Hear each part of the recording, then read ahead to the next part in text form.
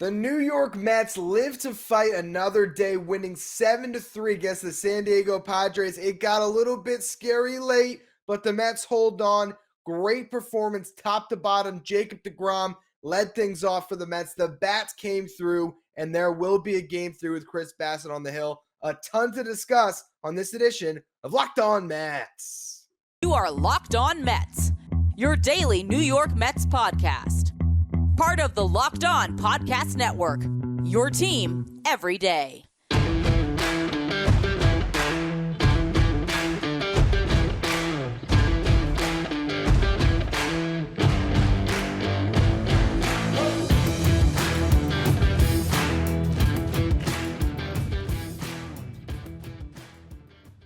Hello to all you amazing Mets fans. You're watching Locked On Mets, part of the Locked On Podcast Network, your team every day. I'm your host, Ryan Finkelstein. If you want to find any of my work, follow me on Twitter at FinkelsteinRyan. You can also find some of my writing at justbaseball.com, where I work as the managing editor. Well, for the first time since 2015, Jacob DeGrom took the hill for the Mets in the postseason, and he also had his first postseason start ever on a Citi Field mound, because if you go back to that 2015 season, all of his playoff starts came on the road. So DeGrom gets to suit up in front of a raucous home crowd, feel what it's like to pitch in New York in the playoffs, despite the fact that he's already had a career worthy of having number 48 retired, if not that, at least a Mets Hall of Famer. Crazy to think about the journey he's been on, and this was a moment for him to step up, and he did that. This reminded me a lot of 2015 Game 5 DeGrom, which I think a lot of people have alluded to. It's funny because the night prior, on Friday, I tweeted out, he's going to show up like Game 5 DeGrom, and we saw exactly that. You look at the final numbers, and back then, 2015, 6 innings pitched, 6 hits allowed, 2 earned runs, 3 walks, 7 strikeouts, 105 pitches to stave off elimination, and obviously for the Mets to win that series. Here you are again, an elimination game. 6 innings pitched, 5 hits, 2 earned runs, 2 walks, 8 strikeouts, 99 pitches. And look at the whiffs. 41% of his pitches got whiffs, 38% whiff rate on the fastball, 56% on the slider. He really went to the well with that slider throughout the game, and they just weren't able to square it up, and that allowed him to get through. But you look at the first inning, and DeGrom looked like 2021 DeGrom, or the first couple starts of this year DeGrom. Just untouchable, 2 strikeouts, 12 pitches to carve through them, dotting 101 wherever he wanted it. You look at the opposite side, Blake Snell was really rocky in that first inning. Brandon Nimmo, he leads it off with a single. Starling Marte rips one that turns into a double play, but he was on that pitch. Francisco Lindor hits a homer. You have Alonso and Canna draw walks. Great at-bats from them throughout the game. And then he escapes on a line out from Jeff McNeil. And that was really the story the whole game with Snell. He ends up getting knocked out early. It took a lot of pitches for him, and 90 pitches on the night, 10 whiffs from him. So one of the best strikeout pitchers in baseball. To see the work the Mets did on him was really impressive. But the game did not get that real separation until late. So it had us all pretty anxious. DeGrom looked great again in the second, but when the Mets failed to score in the bottom half, he gives up a homer to Trent Grisham that ties the game. Grisham has been awesome for the Padres this series.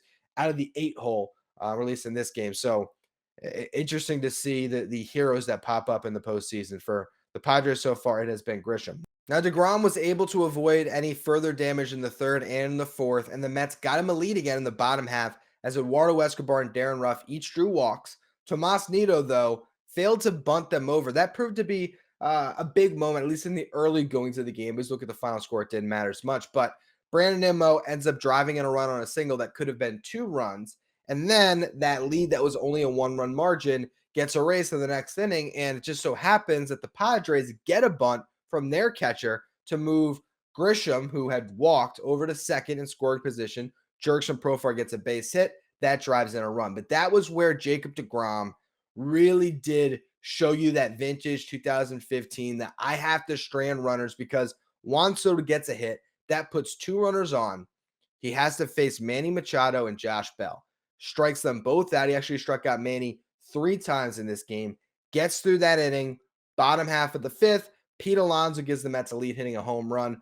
First pitch swinging, I might add. And that's something we've seen from Pete a lot the last couple of weeks, particularly in that Atlanta series. It's nice to see that he has, come through in one of those spots. I think the idea for Pete is he's not seeing a lot of good pitches. Sometimes knowing he's been patient in the past, they're giving him a pitch to hit. I like the aggressiveness, especially when you come through and hit the ball out of the yard. But Jacob DeGrom is given a lead. He holds it in the sixth, only needs 9 pitches to get through it. And you really couldn't have asked for any more from Jacob DeGrom.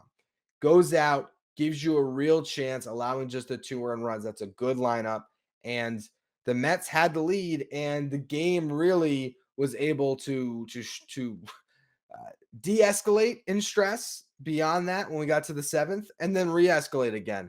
And I'll explain why in just a minute. Before we do, though, betonline.net is your number one source for football betting info this season. Find all the latest player developments, team matchups, news, podcasts, and in-depth articles and analysis on every game you can find. And as always, BetOnline remains your continued source for all of your sports wagering information, with live betting and up-to-the-minute scores for every sport out there. It is the fastest and easiest way to check in on all your favorite games and events, including MLB, MMA, boxing, and golf. Head to betonline.net, use your mobile device to learn more about the trends and the action. BetOnline, where the game starts. Now, every game in the playoffs is a roller coaster ride. We know this, that's just the nature of the beast. But this game in particular, you had the close margin through the first 6 innings. You go to Edwin Diaz in the 7th, and I have no problem with Buck Showalter going to Diaz there. His thought process, I'm sure, I might only get these 3 runs. I need to protect a 1-run lead. We're going Diaz out of Vino. That's it. I don't want any other reliever on the mound, and I can get that. He went to Diaz in the 7th because he would be facing 8-9-1. That means he had to face Grisham. Then you go to the top of the lineup beyond that, obviously. And so if he's perfect and goes through 2 innings and it's a 1-run game the whole time, he's going 8-9-1, 2-3-4, getting all the tough hitters out. So no problem with Buck going to Edwin there. But things change and evolve to your game plan. You have to adjust. This is where I have an issue. So he gets through that first inning, 19 pitches. The Mets have this 7th inning, which was remarkable. A long drawn-out inning. Francisco Lindor, 3-2 count, gets a base hit.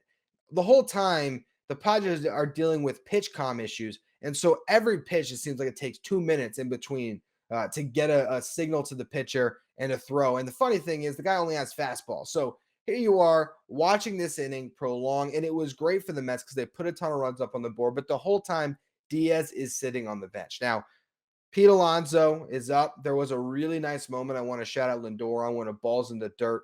Great read after a good secondary to get second base. Doesn't matter because Alonso walks and Cano walks, but still, you love to see that and the intensity he had looking into the dugout when he got to second base. I love the fight out of this Mets team today. Now, Pete Alonso, great at bat, grinds through it, fouls a bunch of pitches off, ends up drawing the walk on 10 pitches. Mark Canha has a very similar at bat, 10 pitches, draws a walk. Bases are juiced. Jeff McNeil's up. He gets ahead 2-0.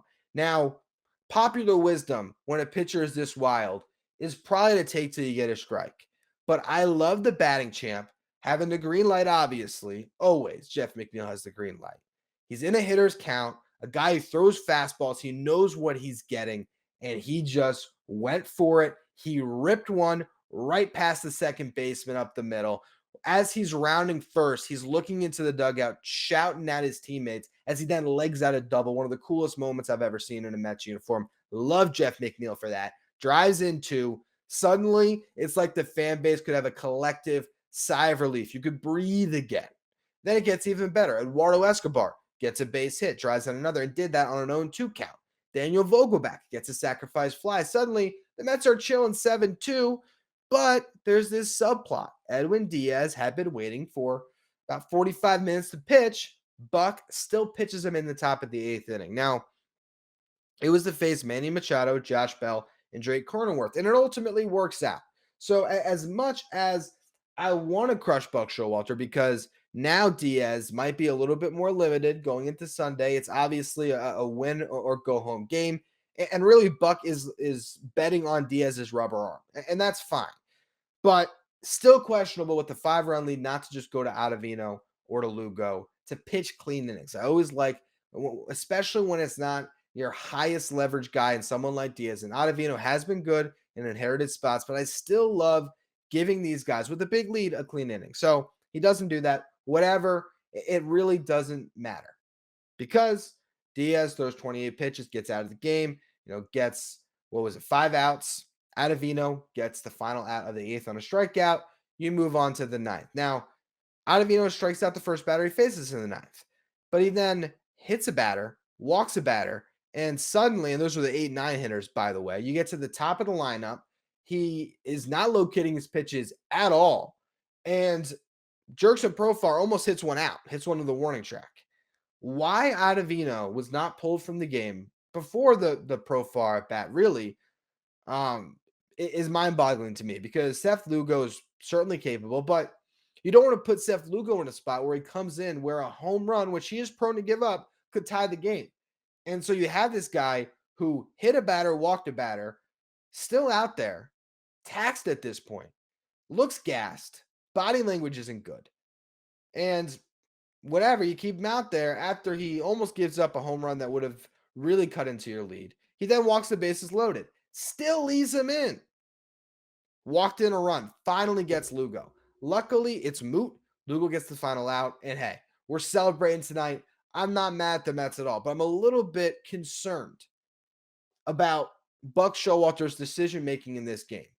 He has this reputation when it comes to the playoffs, and I always shrugged it off, and I still defend Buck Showalter to the end for the fact that he has this team in this position.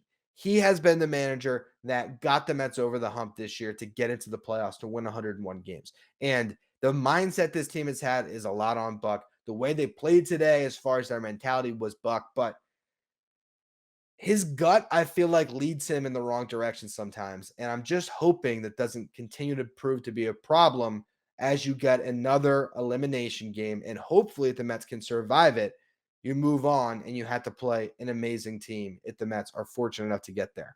Tonight, though, I need to get back into the mindset here of celebrating what an awesome moment this was.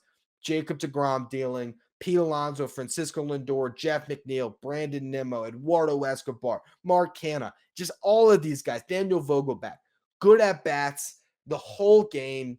Yes, early on, there was some missed opportunities, but you know what? When you continue to put yourself in a good position, eventually the dam breaks, and it broke for the Mets in that 7th inning. Even Darren Ruff got on base a couple times tonight. So I think the only hitter on the team that had bad at-bats really was Tomas Nido. He did get a hit late, but he had the at-bat where he couldn't get a bunt down. There was also a moment where you have Terrence Gore come in after Darren Ruff was hit by a pitch, and he was first pitch swinging when you have a guy that's in there to steal a base, and he hits into a double play. So Nido had the only bad at bat, but overall, an amazing game for the Mets, and they set up what we all want at this point, which is another chance for this team to advance, and they get that with Chris Bassitt on the hill. I'll discuss Game 3 Sunday afternoon. Let me check what happened with the Phillies games. I'll get back to you after a quick word from our sponsors. All right, so the Philadelphia Phillies are heading to the NLDS to face the Atlanta Braves. That is significant for the Mets because now they are the only team playing on Sunday, as every other series was wrapped up in 2 games. The Mets, the only team that took one that had to get punched in the face in Game 1, that came back and was able to extend the series. But because no one else is playing, this game will be at 7:00 on ESPN. So good news for the Mets that you get to play this game, that you get a little bit of extra rest throughout the day. That is actually important, even every minute, every hour, when you have a team that's tired and has just gone through what's so far been a grueling series after a grueling season. These 2 games have been very emotionally taxing, and you have to get ready to play for your lives one more time with Chris Bassitt on the hill against Joe Musgrove. Now, Musgrove has really closed out his season strong. He had a lull in the middle there, starting in July, right before he signed that extension with the Padres, and went through some rough times. ERA over 5 for a good portion of the season. I believe it was like July 11th through September, or maybe it was July 14th through September 11th. It was somewhere in there, 2-month span. It was in my preview at justbaseball.com. There's a 5.75 ERA off the top of my head, something along those lines. So he was really struggling, and he honed in late. over his last 4 starts to not allow a run. So Musgrove has been throwing the ball well, but I mean, as far as I'm concerned, I don't even know if he's pitched in the postseason in his career, Joe Musgrove. He'll be pitching in front of a loud Citi Field crowd, and this Mets team likes to ground out ABs. So he did pitch in the playoffs with the Astros in 2017. Did not get a start, was pitching out of the pen, and pitched to an 8.10 ERA, gave up 3 home runs in 6 2/3. But that was before he became the pitcher he has in San Diego, so it doesn't really bear any weight on this particular game, but it's going to be a really pressure-packed environment for a Musgrove. You hope the Mets can jump on him, can do what they did in that 7th inning early, get a lead for Chris Bassitt. And look, Bassitt spoke to the media today, and I liked what I heard. He was honest. That's the thing I love about Chris Bassitt throughout this season is, he never minces words. He tells you how it is, and you can appreciate that because it's a rarity. And he owned that these guys aren't robots, that they see it when Twitter and the entire fan base melts down after every loss. But he also discussed his own ability, and he's proven to himself this season that he can handle New York, and now he has the opportunity to show it on the biggest stage. This is why you make a trade for Chris Bassitt. The Mets, when they got Max Scherzer, they could have easily gone to spring training with the rotation as it was. It would have been DeGrom, Scherzer, Carlos Carrasco, Taijuan Walker, David Peterson, Tyler McGill, Trevor Williams. You could have been fine with 7 guys. But instead, what do the Mets do? They make a trade to get Chris Bassitt. And that lengthens the rotation. That allows them to deal with the loss of Jacob DeGrom and Max Scherzer at times in the season, where Bassitt is the workhorse for this staff. And it also pushed a guy like Trevor Williams into a swingman role. And you lose Tyler McGill. So many things happen in a season.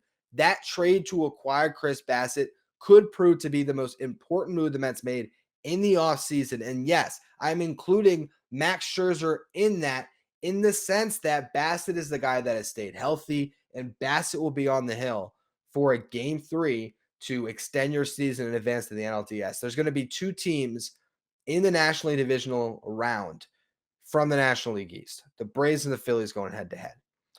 Considering the season the Mets had, it would be a real disappointment if they weren't there. And I think it will be just an awesome thing to see 3 teams from this division make it to that next round. I'm going to be watching every pitch of both of those series, assuming the Mets advance. I don't know if I'd watch Dodgers Padres much. After the Padres would have beaten the Mets, I probably wouldn't watch any of it. But I'd certainly am going to be keyed into that Braves-Phillies series. That's going to be a lot of fun. I hope that the Phillies can give them a nice little run for their money. But the Mets are in the position that you want to be right now. You got a home game. You got Chris Bassitt on the hill and a chance to advance. And I think even if the Mets don't win against the Dodgers, if they were to advance, to me, it at least makes up for not winning the division. It makes up for letting the Braves pass you at the 11th hour. You advance to that round. You go up against that team, the Dodgers, who are going to be really hard to beat.